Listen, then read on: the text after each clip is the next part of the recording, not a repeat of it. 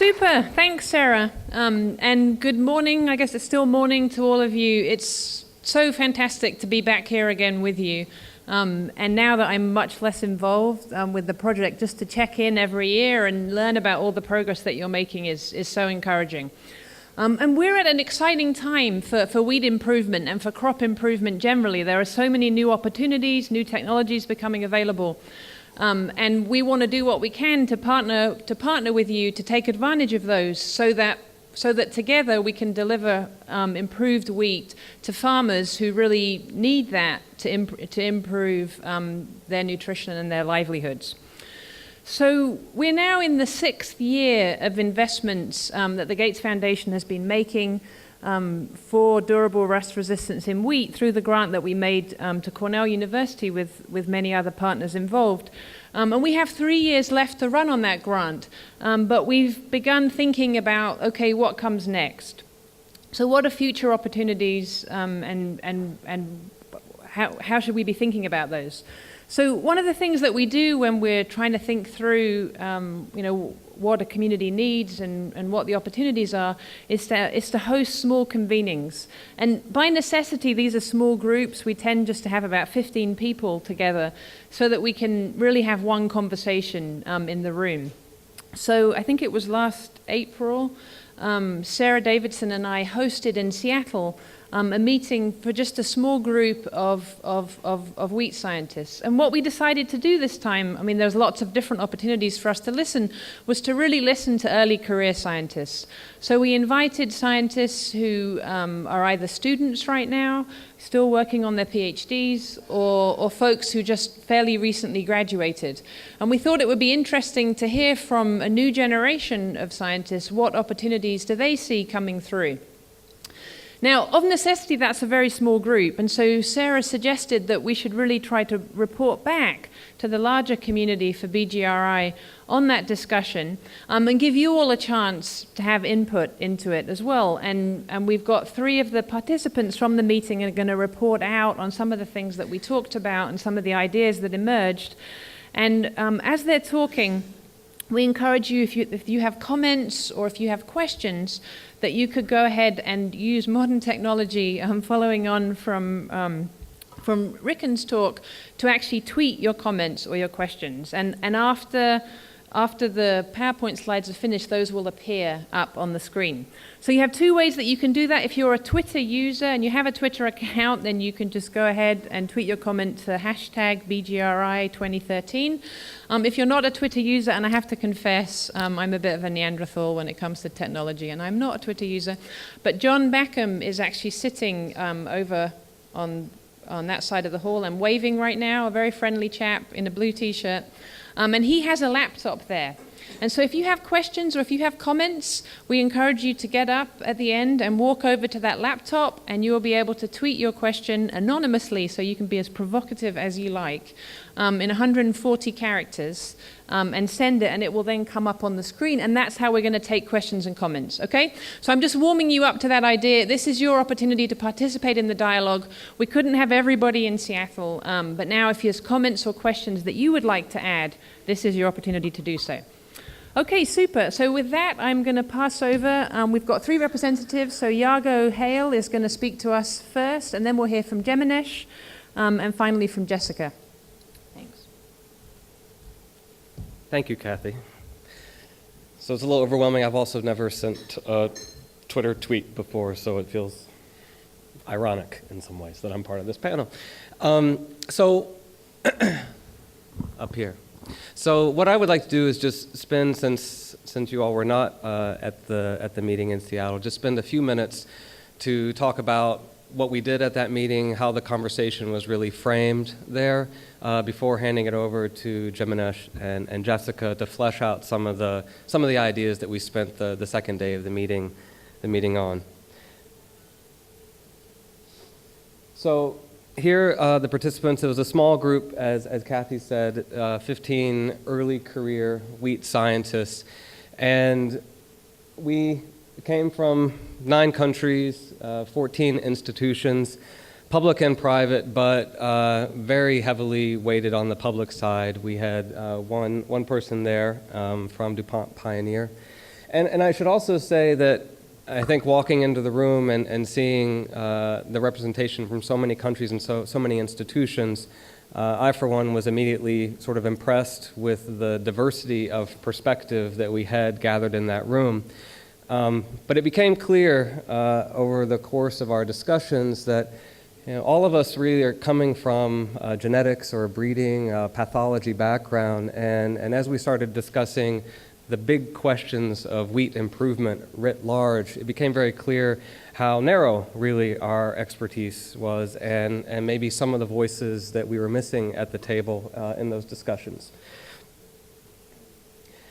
So it was a really valuable experience. I mean, as you all know, as scientists working on specific research projects, it's often difficult to carve out the space and the time, especially with colleagues, to sort of zoom back and take a bigger look at what you're working on, and to really talk about and reflect critically on how your specific research fits into larger questions. And for us, the big challenges that we framed our conversation with was that we're going to have a lot more people on the planet very soon.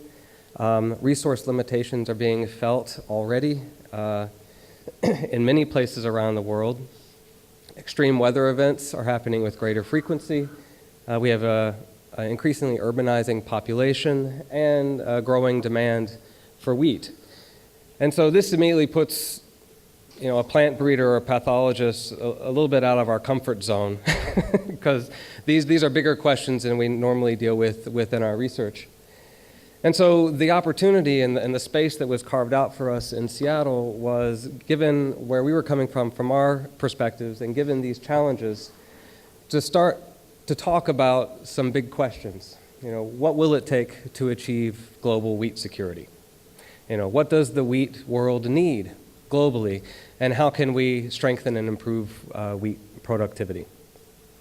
So to get us into this conversation, Kathy and Sarah had come up with several exercises for us just to start, have the conversation moving a little bit. And the first one we did was, so future headlines, the year is 2025. What is it that we would hope to see as headlines in newspapers relative to wheat productivity? So wheat production being doubled since 2013 due to improvement of integrated crop management. Africa is becoming a net wheat exporter, these sorts of things. Strong leakage among stakeholders. One of my favorites is, what would it take to have Bob McIntosh quoted as saying, "Rust has been put to sleep"? That would be a big a big headline. A new tillering gene linked with heat tolerance and disease resistance. So this was sort of a time for us to dream a little bit, where we would like to see the research that we're doing now and engaged in now, we'd like to see that 10, 15 years out. The flip side of that was another exercise in anti-problems, to take a little bit of time as a group to talk about what could prevent progress in wheat improvement and delivery to farmers. And there was a whole host of things that came up in that discussion. Some of them here, increasingly centralized decision-making and research we felt would be a detriment to wheat improvement and delivery to farmers. Any restrictions on data sharing and germplasm exchange, an exclusive focus on genetics as a solution to the problem. And that was sort of a surprise since it was a room full of geneticists, but having an anti-problem like that, having uncoordinated activities or a lack of investment in extension and farmer training. So Ricken's talk before break is really timely and relevant there. A disconnect between researchers and farmers. And then some more humorous ones, that gluten intolerance becomes a communicable disease, which would probably be the end of wheat as we know it. So having gone through these exercises, our group was tasked with coming up with several areas that we would like to spend some more time on fleshing out some ideas about for wheat improvement. And you see them here broken up into three large categories. One was activities that would help empower researchers globally. And that would involve support training and deployment, so capacity building, facilities, new tool development for researchers, and shared data management platforms. And Jessica will actually speak to that and some of the ideas that were fleshed out under that category. Another one was cultural practices of farmers, increasing investment and research on integrated cropping systems, soil fertility management, small-scale mechanization, management of problematic soils, and irrigation and water management. So the cultural side of things, trying to close the yield gap that has very little to do with genetics and a lot to do with other aspects of crop management. And then, of course, since it's a room full of geneticists and breeders, there was a genetic improvement component to it. But surprisingly, when the group was tasked with choosing 2 ideas to flesh out in the next day, we really focused on the top 2 rather than the third. The other big idea, or the important idea that came up in our discussions, is that whether you're talking about research empowerment tools or cultural practices or genetic improvement, the thing that always has to be kept in mind is what is the farmer link? And in some ways, that is yet another criterion by which to start gauging the importance of certain research. You know, how does a certain investment or certain research activity integrate farmer input into its objectives and its priorities? You know, how do we align research activities with farmer needs? How do we improve our systems of demonstration? And how do we empower farmers to engage in the research process and the dissemination process? And so what I would like to do now is I'm going to hand it over to Jessica first to talk about some of the ideas under the research empowerment topic, and then Jemanesh will speak about some of the ideas we talked about in terms of integrated cropping systems, crop management.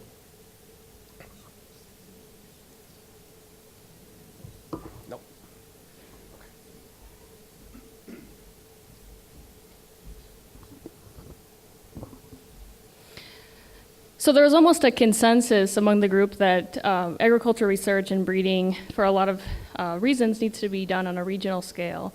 But when you have a large project, that you need to come up with an idea of how to address needs of everybody with a large integrated project. So what we came up with is a wheat improvement network that could connect breeders and to resources and to each other as a way to empower their specific programs.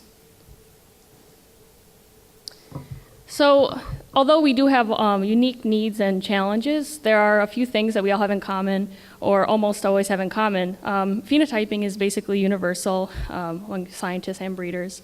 Organizing and storing the data is something that's more and more of an issue. Analyzing the data has always been something we need to do, but new technologies come about, and these problems become bigger and bigger.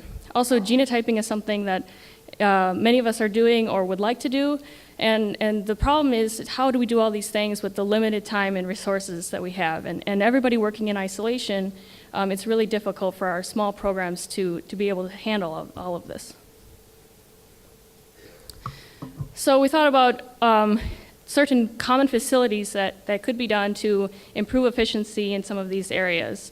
For germplasm evaluation, there are some key diseases in hotspot areas that could probably be done in a centralized kind of way. The Kenya nursery is a good example. Maybe there are other opportunities. Some controlled environment conditions could be shared. Perhaps abiotic stress evaluations could be done in certain locations that everybody could participate in. Other facilities to help accelerate breeding cycles are also logical, like double haploid facilities, genotyping centers. These are things that really benefit from having large volumes because of the economy of scale. I know for genotyping in particular, when you have large volumes, you can take advantage of robotics and mechanization, and so the cost goes down, the efficiency improves, and it just makes a lot more sense for people to do it. So the next thing, a community database and analysis tools. We all are trying to work in isolation, trying to work with how do we store and manage our data, how do we analyze it, and when you're having to make a breeding decision or even in scientific decisions, this has to be done relatively quickly, and you don't have a lot of time to write SAS or R code or things like that. So a database that could handle genotypes, pedigrees, phenotypic data, climactic data, those kind of things would be really useful now and in the future. Tools that could directly link up to that database and make it very user-friendly. So you can just design trials, do phenotypic data analysis, and some more analysis that are somewhat complicated that you can have a really user-friendly tool to enable everybody to use it. Tools for marker-assisted selection, genomic selection, also germplasm characterization. I think these kinds of things would everybody would appreciate.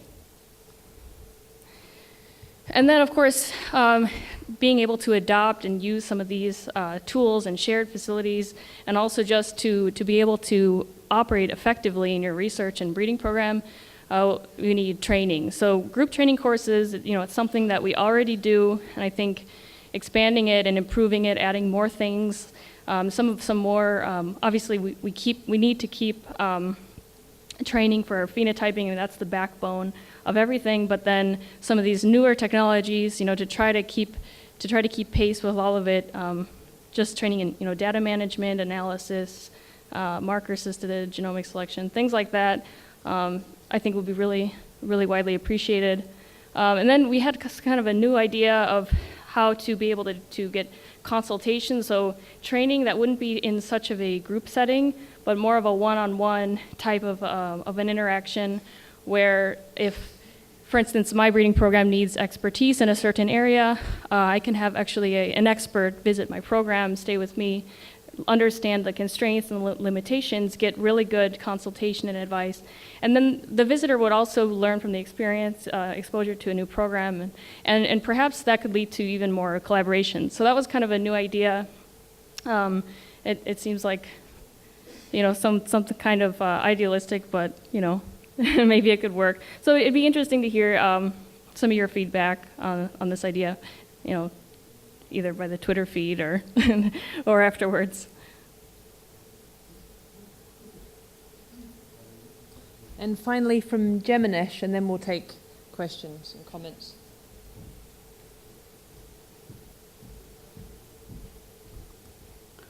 Okay, good afternoon, everybody.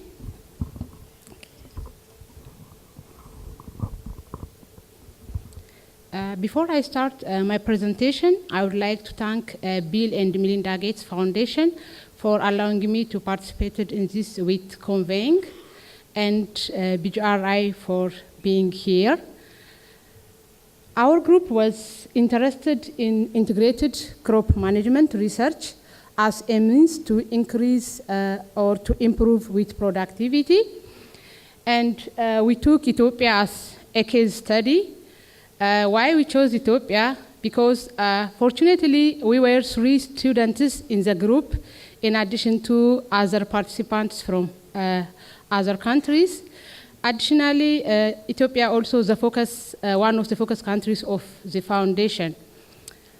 As you have seen on the picture on the left side, the land holding system in Ethiopia is fragmented. It is about 1 hectare per head.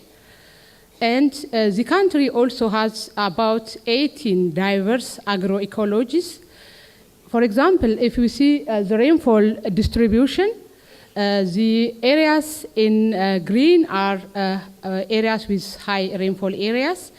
In the white are those areas with low rainfall areas, and the yellow is pastoralist areas. When due to these combined factors, applying mechanization and management practices is complicated. That's why our group is interested in this subject. In general, agriculture in Ethiopia is the mainstay of Ethiopian economy, accounting for 60% of the national income, employing 80% of the working force, and earning 60% of the export income. But it is characterized by low production and productivity.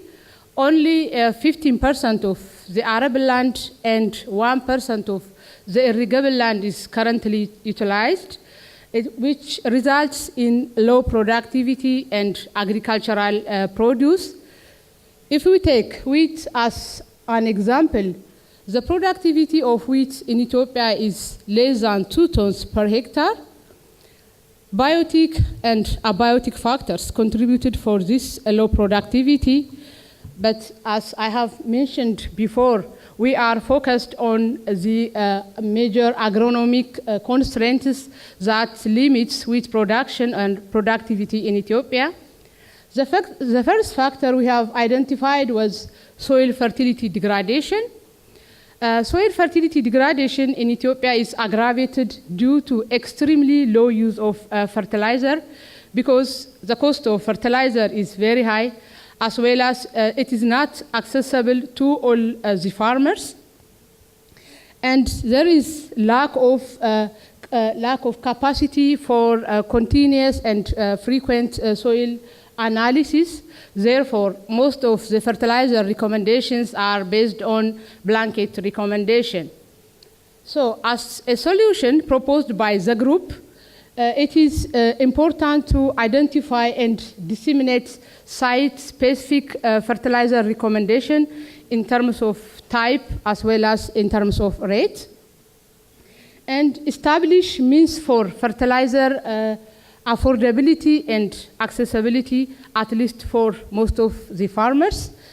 And also, it is important to identify locally available alternative sources of fertilizers, like animal waste and wastes from sugar industries and the like.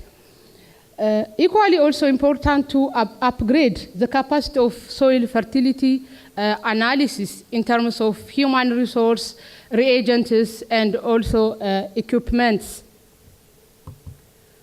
The second major agronomic constraint we have discussed was a local lack of agricultural implements.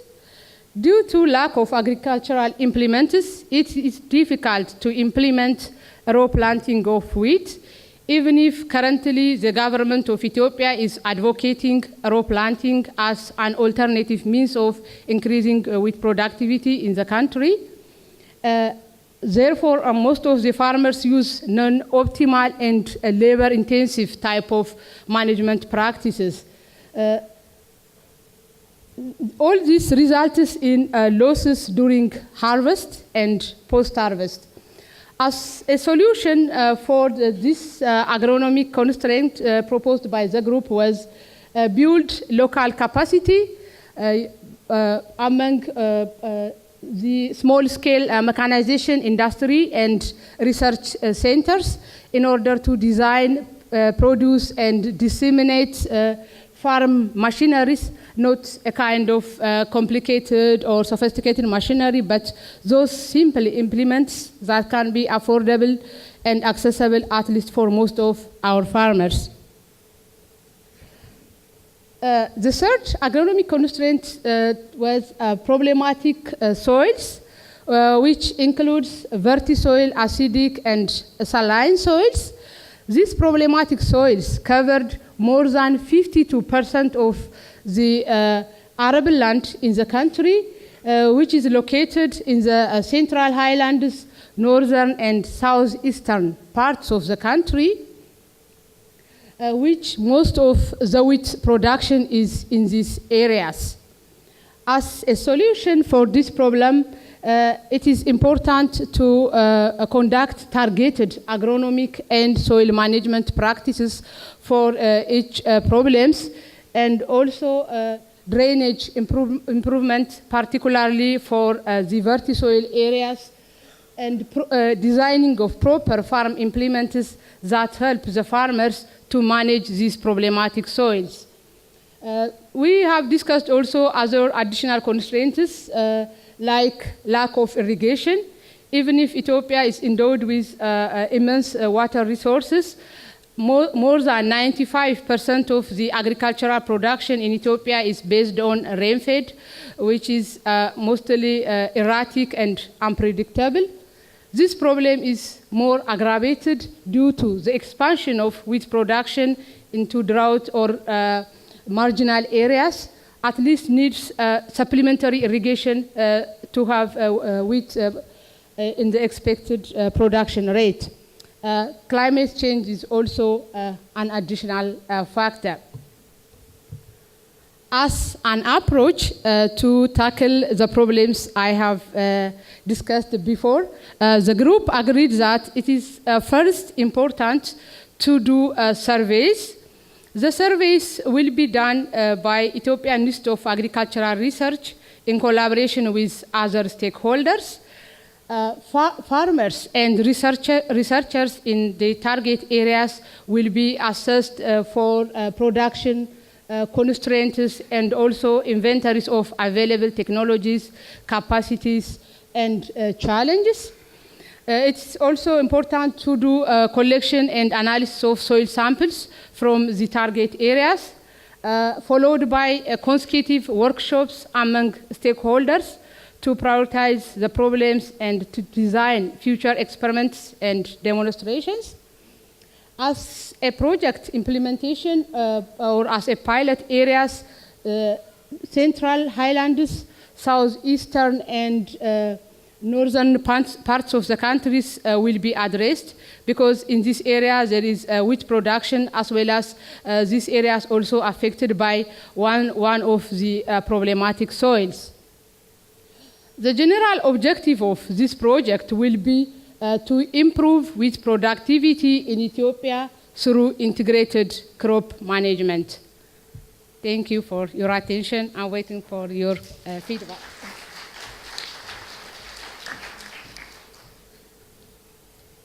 So just to wrap up before we start seeing all the comments flooding in by Twitter, I just wanted to point out, this emphasis on these agronomic constraints is certainly not a new thing by any means. But I think as a group of geneticists and breeders coming together, really focusing on the rust, it was important for us to zoom back a bit again and look at this bigger picture. There was a study by the Evans School of Public Affairs that put the smallholder wheat yield gap in sub-Saharan Africa at a little over 2,000 kilograms per hectare.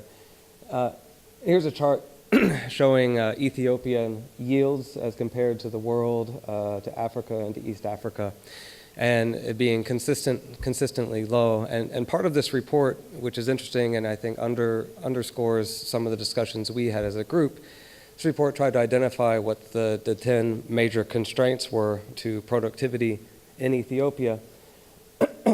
And you see a lot here, the unavailability of quality seed, nitrogen fertilizer availability, and this sort of thing. Rusts, of course, are on the list there. By this report, they account for approximately 7% of the observed yield gap. And so I think for us working on the rust, this was a good conversation to have about how we really are part of a larger wheat productivity community, and that we had really wished, I think, as a group, and talked about this, we had really wished that we had had some other voices at the table with us that day, agronomists who were clearly absent, and even as we think forward as the future of the BGRI, the Borlaug Global Rust Initiative, really taking it to the farmers. This is a Borlaug Global Wheat Initiative. This is a bigger thing than rust. This is about food security, and how do we broaden this conversation and bring more voices to the table to empower and to leverage what we're doing and make it that much more effective. And so with that, we'll pose for you the question that was posed to us as soon as we walked in the room in Seattle, is what should the future of wheat improvement look like as we look into the next 5-10 years? And hand it over to Kathy. Thank you. Super, thanks very much. And so I'd also like to encourage, I know there are a number of other folks who participated in the meeting. We just had 3 here, so if there's things you would like to add, maybe feel free to wave, or even better, to go ahead and tweet. So now the moment of truth. I can see Matt is busy tweeting over there, which is wonderful. Do we have any tweets coming through of comments or questions that we can turn to the panelists? Okay. Here we go. So I think maybe let's take one of the first questions that this probably is, I think, particularly for Jemanesh, is how is Ethiopia's public extension system being engaged to address the constraints of wheat production in the country? And there may be other Ethiopians in the room that would like to comment on that. Would you like to comment?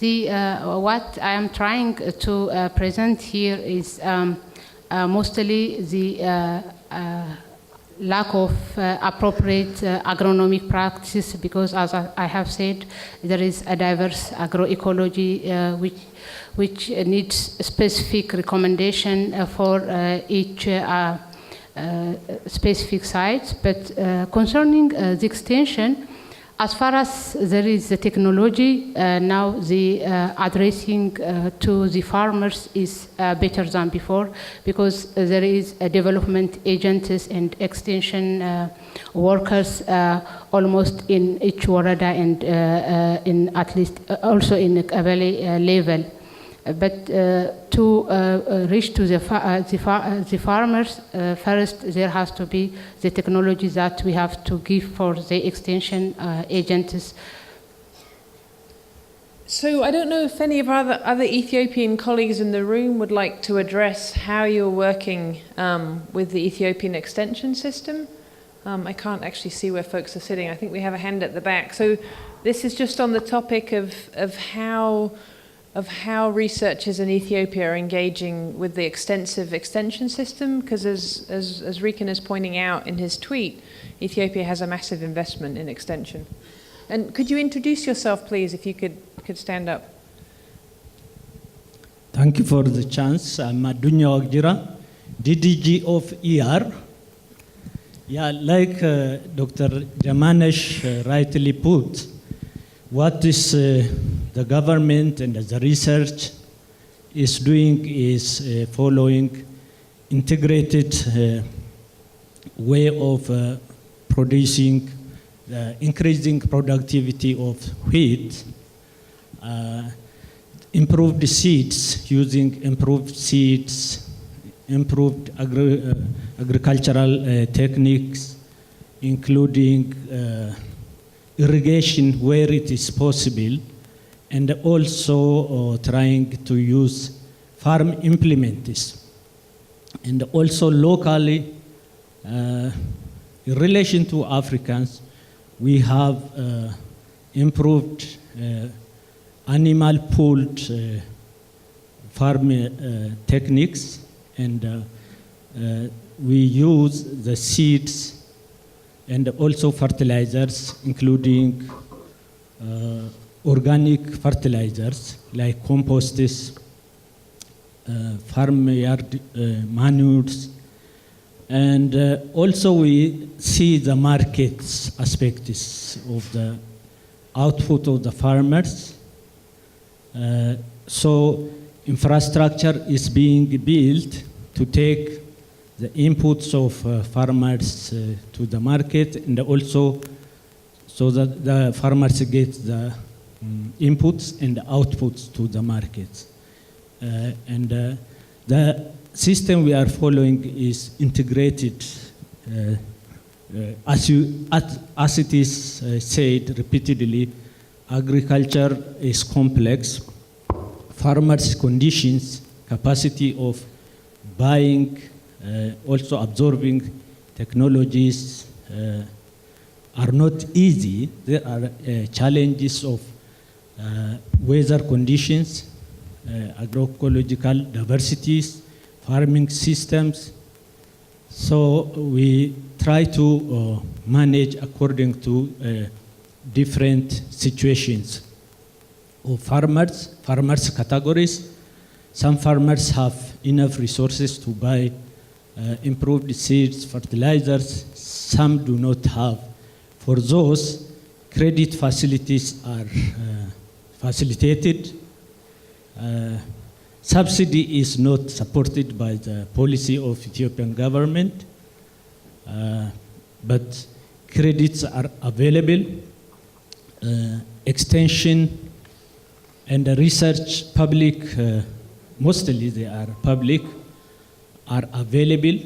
Through these institutions, the government and the people try to support to raise the productivity of agriculture, and the government is very much committed to improve the productivity of crops, to improve the livelihood of farmers. And most of the time, government officials, they work like extension agents in Ethiopia. And this is very important, although it creates sometimes pressures on researchers, on extension agents, on farmers. Pressure is very important to create demands. So these are the situations we are trying our best to increase the productivity, incomes of farmers, and livelihood of the farmers. And as it is indicated, productivity is improving from time to time, and also production is increasing, improving. In general, the support we get from CMIT and also international partners is encouraging, incapacitating the farmers, extension agents, and also the researchers. We have to work more hard, and we understand that, and we are struggling to cope up with expected yields, qualities, what market needs, what farmers needs, and what consumers needs in the country. Thank you very much. Super. Thank you, Dr. Adugnan. We wish you enormous success in your new role, and congratulations on your appointment as DDG. So we've got more tweets coming through, which is fantastic, and I don't want to lose the ones that came at the beginning. So maybe we'll turn to the panelists with the question that Christabel Awawi tweeted in at the beginning. Would each of you consider a career change to agronomy if it's so important? And then maybe to back up that with a second one, we'll give you a chance at two. The second one is that if you wouldn't consider a career change to agronomy, how would you consider working more closely with agronomists? So I know, Jessica, do you want to start at the end? And we'll just go down the line.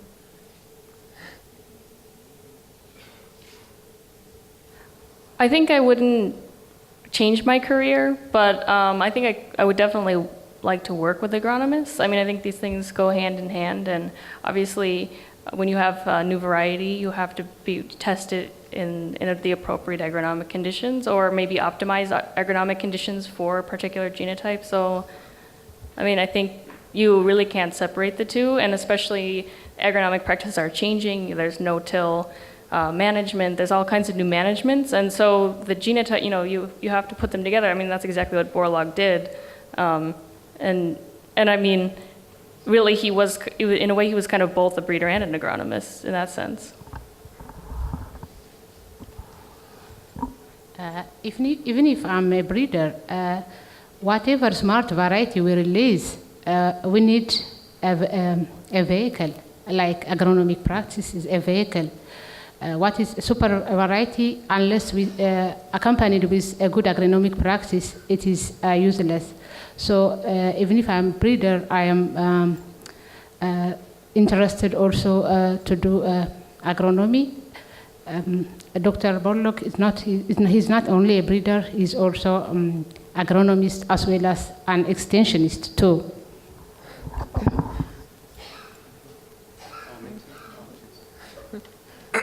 It's probably clear that just because we're the panel, we don't actually have any answers to these questions.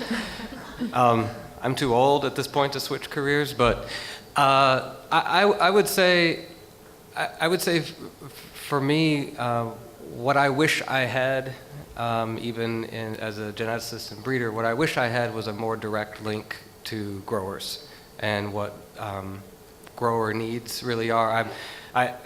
During the meeting in Seattle, I brought up this experience I had in western Kilimanjaro, visiting a wheat grower there, and I was there with a couple of people in this room, and we were doing some rust surveys and talking about constraints to productivity. And of course, we're a bunch of rust people, so we want to hear about the rusts, and asked the farmer what their biggest problem was, and it was elephants and not rust. And asked what the next biggest problem was, and it still wasn't rust. And rust wasn't even on the list. But I was so struck by the fact that elephants was really the biggest problem this particular grower had, and just this idea that, you know, wherever you are in the world, there's going to be those realities on the ground in terms of wheat productivity that I think even as a geneticist and breeder, it's good to be aware of that, of the end user, and that more direct link with agronomists and with extension agents is really critical in terms of the ultimate relevance of our work, even if we don't switch careers. Okay, and just also on the topic of encouraging agronomy, and maybe this gets to the point that you were making, Iago, about how do we grow the success of the BGRI and the way that it's brought the community together into more of a Borlaug Global Wheat Initiative, sort of and encouraging that. And so the question of, which I have a feeling that Jeannie Borlaug may have tweeted, because I saw her standing up near the computer, should we consider expanding the WID award to encourage women in agronomy? So I don't know if any of you would like to comment on that. Yeah. I think we all think it's a good idea. Right. And perhaps it makes sense in the larger context beyond rust, exactly as you were saying. Okay, tweets are still coming in. There's still time for people to tweet. You know, there's not a line waiting, so help yourself at the computer. We've had a tweet come up about food security, and this is from Rustbuster1, who I'm not quite sure who that is. But perhaps food security is a limited goal. Should we be thinking more about economic growth? Any of you care to comment on perhaps, Jemanesh, there's a pretty strong link between wheat production in Ethiopia and economic security for farming families?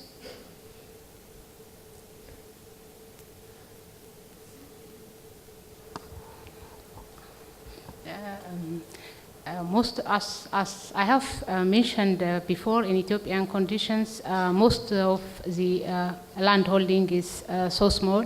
So what's produced by the farmers is mostly for local consumption. So wheat is not considered as, for most of the farmers, not like a cash crop.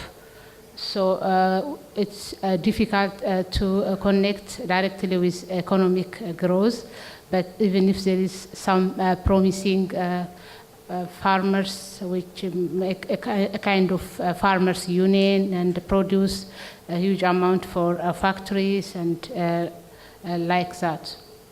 Right, but I think it's also true to say that right now Ethiopia is importing wheat as well. So if farmers could increase their productivity, then there could be opportunities for them also to sell more wheat, right? I mean, I went with Dr. Bedado one time to visit some pasta factories near Debrecen, and they had closed down one of the factories because they just didn't have enough wheat.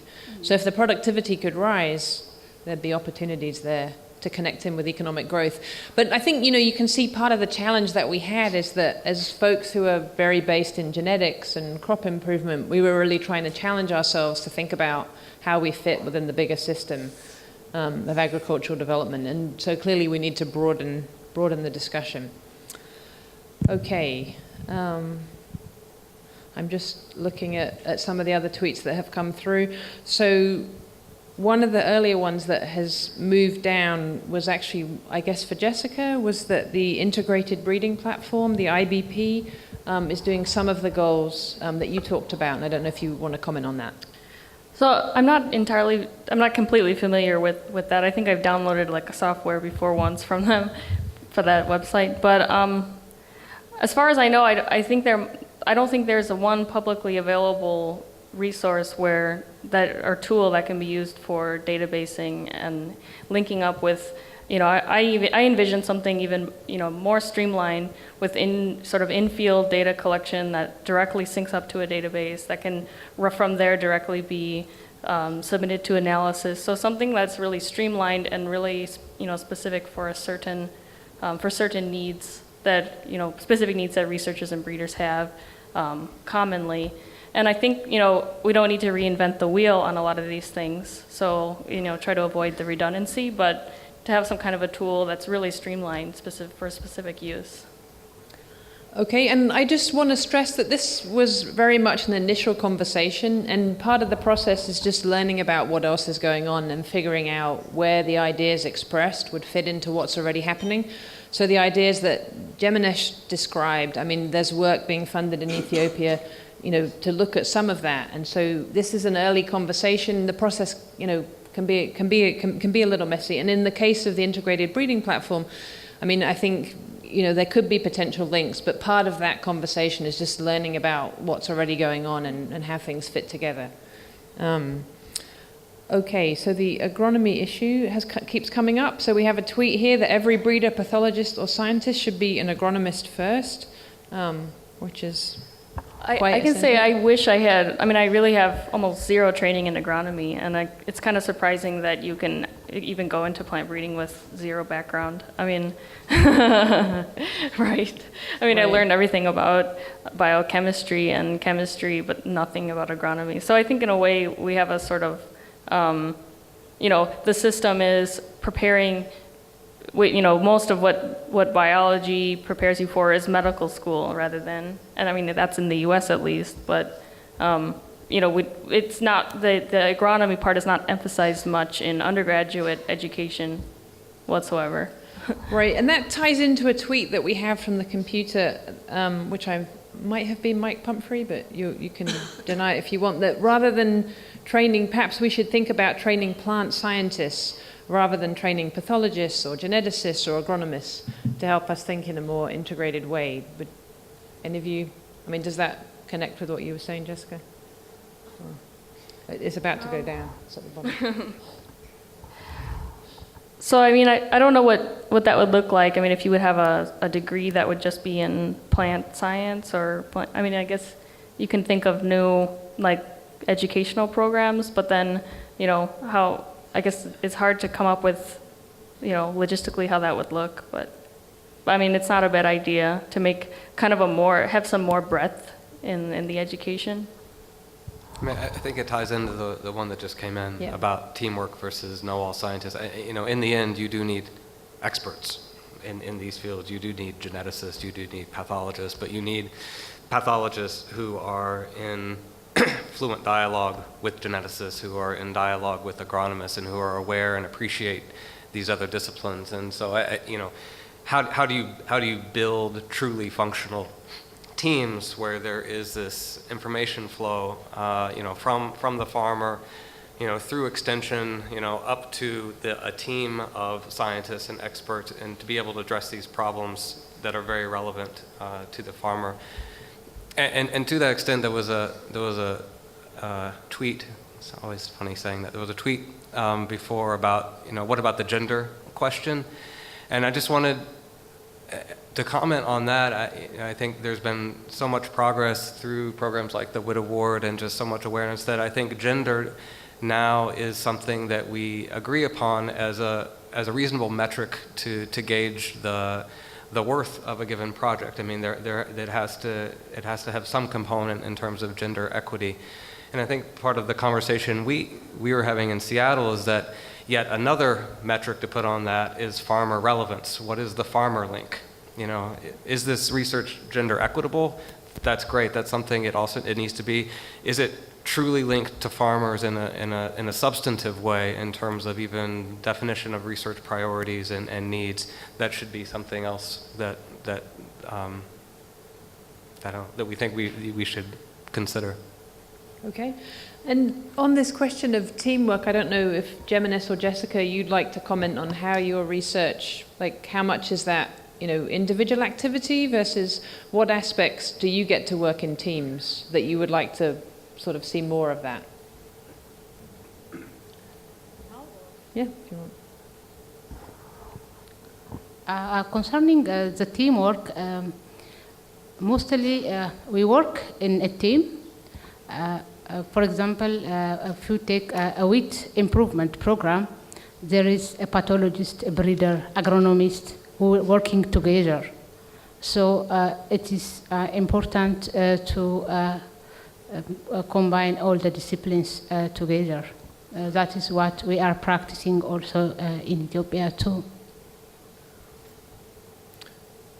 Okay, we've got more tweets coming in. Let's see. So we have a couple on communications issues, which we haven't addressed yet. One from Ronnie on what role can communications technology play in taking it to the farmer.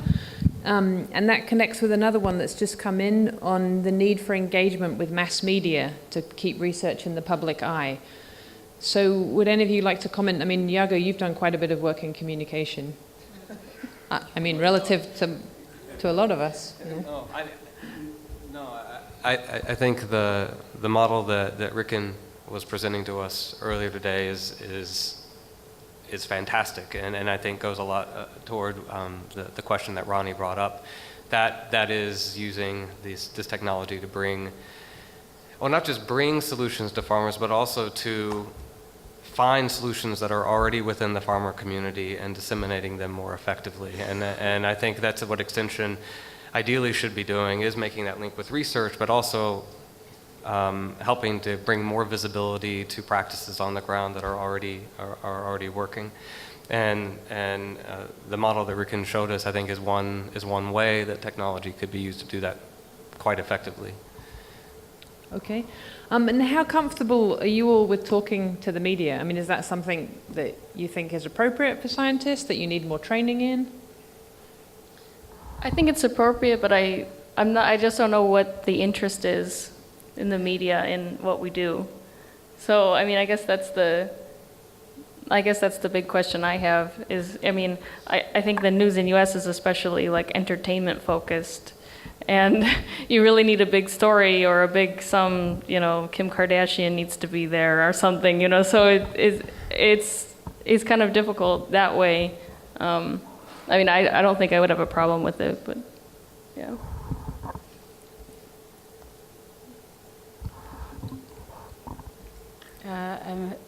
There is media, also programs for farmers and for producers. But in my case, approaching a media, it needs some training and practice, because in the way we have describing science, it is not like we have to address the farmers or most of the audience that can understand what we want to disseminate or transfer to the society. So it needs some training in this area. Okay, I think we've just got a couple of minutes left, so maybe we'll take up some of the last tweets that have come in. So one of them there is on the potential role of insects and pests as vectors for the spread of rust, which I don't know if Matt Rouse would like to comment on this. He was there, he's shaking his head. What I would like to comment on, and I feel this is my obligation every time we meet as a BGRI community, is to comment on the potential role of scientists as vectors of rust. So I would just like to make my annual plea to all of you who visit the rust screening sites in Kenya and Ethiopia to once again make sure that you leave the rust spores where they are and don't take them home with you, okay? I just feel like we have to keep repeating this. It's a really serious issue, and I know some of you take it fantastically seriously and leave your own shoes there and that kind of thing. But if you could all be paranoid about not spreading rust, we would really deeply, greatly appreciate it, because that actually connects to the communication issue of, you can imagine the damage if scientists are responsible for spreading rust. So I'm going to take that opportunity to make the plea that if you visit the screening sites, please leave the rust where you found it. And I know you're all conscientious about it, but I just think it's good to remind us all. Okay, and then I think we have maybe a final thought on the take it to the farmer. We have a tweet that's come in about I mean, it's great to see the Women in Triticum Awards among scientists here, but what's the progress on engaging with women at the level of farmers? So I don't know if any of you have experience in that you would like to comment on. I know in Ethiopia there have been experiences with, reaching out to women farmers in family-oriented field days. Yeah, and I think this part is mostly yesterday described by Dr. Badada during the Women in Triticum Award. So I hope they got the information from his presentation. Okay, super. Well, I think we're going to thank all of you for participating with the Twitter. That was an experiment for us, and you engaged, so we appreciate that very much. And I'd really like to thank the panelists for stepping up to report on what we talked about. And if you have other ideas or other thoughts, on where you would like to see the BGRI community heading in the coming years, then feel free to talk to Ronnie, talk to Sarah, or myself, and we look forward to engaging with you. So thanks again, and I think now we're going to break for lunch. Is that right, Sarah? Do you want to make any announcements? So lunch is where it was yesterday. Thank you very much.